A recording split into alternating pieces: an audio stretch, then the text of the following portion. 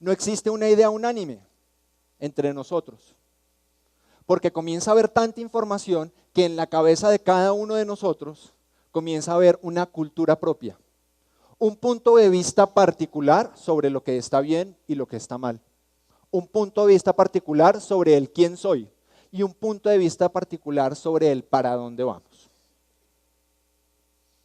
No existe un centro de gravedad, comienza a desaparecer eso que nos unía y que nos permitía comportarnos como un sistema social. Y no sabemos qué va a pasar, no sabemos cuál es esa próxima novedad que se va a volcar sobre nosotros. El futuro se convierte en algo inimaginable. Entonces, pues al final ese es el problema que enfrentamos como sociedad y es el problema que las marcas enfrentan. Es un mundo que se transforma de un mundo sólido, en donde todo es fijo, predecible y perdurable, a un presente y un futuro líquido, que se transforma constantemente y todos los días, y que nos arrasa como seres humanos y que arrasa a las acciones de comunicación que como personas de publicidad y marketing intentamos hacer o construir todos los días. Porque la información ha sobrepasado esas estructuras. La información ha sobrepasado esos límites y esas barreras que nos permitían tener una presencia y una coherencia con respecto a quiénes somos y para dónde vamos. Y enfrentamos adicionalmente la primacía de la individualidad. Es nuevamente la perspectiva del reality show en la que vivo en comunidad, pero esto se trata es de la exclusión y el descarte para sobrevivir. Hay un tema interesante y es ver y notar que un cardumen funciona porque no hay conciencia de individualidad. La razón por la cual el cardumen funciona como un cardumen es porque no existe una conciencia de individualidad en cada uno de los peces. Como no existe esa conciencia de individualidad, son individuos que al mismo tiempo son uno en el cardumen. Funciona exactamente como un órgano de nuestro cuerpo, que está conformado por cientos o millones de células, pero que son uno, son un órgano, funcionan como un sistema. En nuestro caso, a diferencia del cardumen, no existe ese centro gravitacional, no existe ese instinto o esa instancia colectiva que nos permita movernos y movilizarnos como sociedad. No hay un centro de poder. Así que nuestra evolución nos ha llevado y nos ha transformado de una especie que se comportaba de una manera homogénea debido a sus características comunes, a una comunidad totalmente individualizada, en donde todos y cada uno de nosotros tenemos una idea diferente de quiénes somos y de para dónde ir. Y este proceso de evolución pues está relacionado con la evolución de nuestro cerebro, con la evolución de nuestra inteligencia. Desde el cerebro reptiliano, que como su nombre lo indica, compartimos con los reptiles hace 200 millones de años. Posteriormente el cerebro límbico, que es el que nos da nuestra condición emocional, que nos acompaña y que se desarrolló hace 60 millones de años.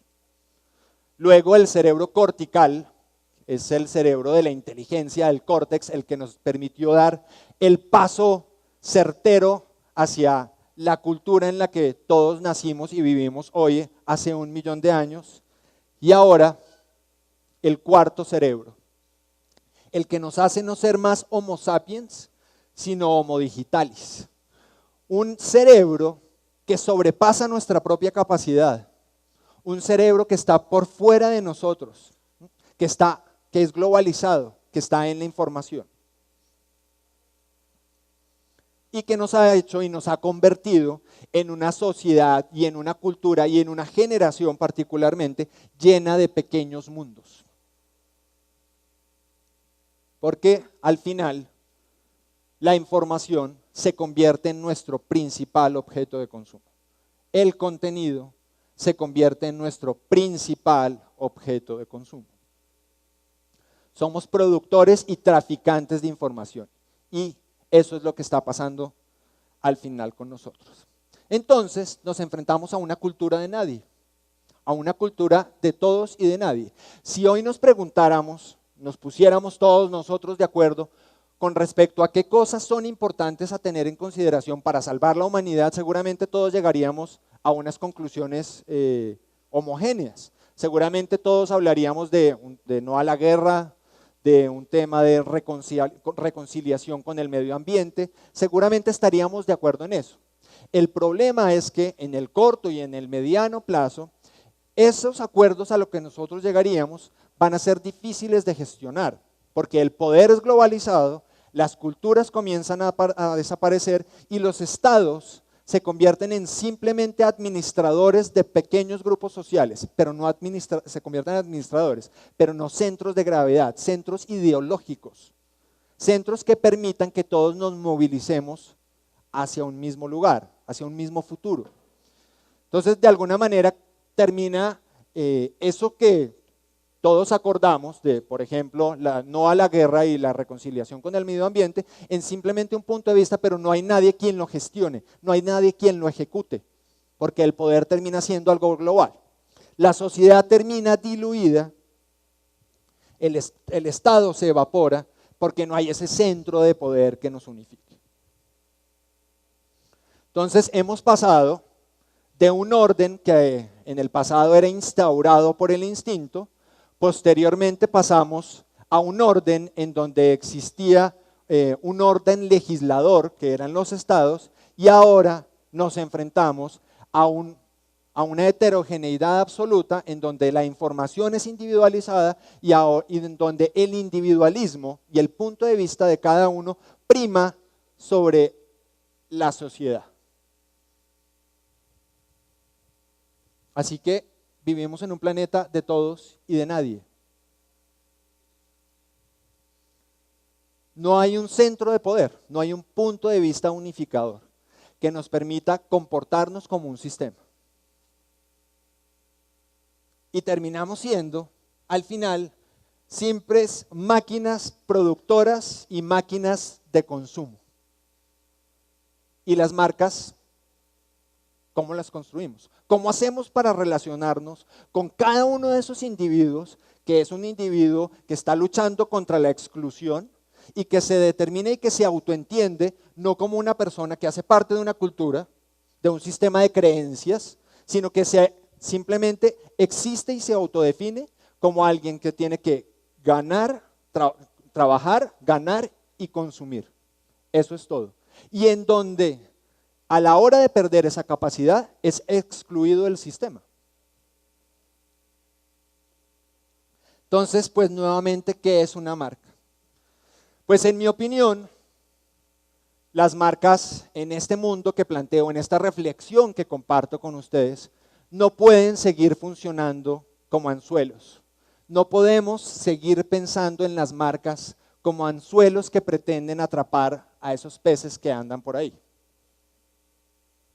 Necesitamos pensar en las marcas como esos mundos unificadores. Esas marcas que sobrepasan el hecho de vender o representar un producto y que comienzan, además de vender un producto, a representar un punto de vista, a representar una ideología. Es como si las marcas fueran las nuevas religiones.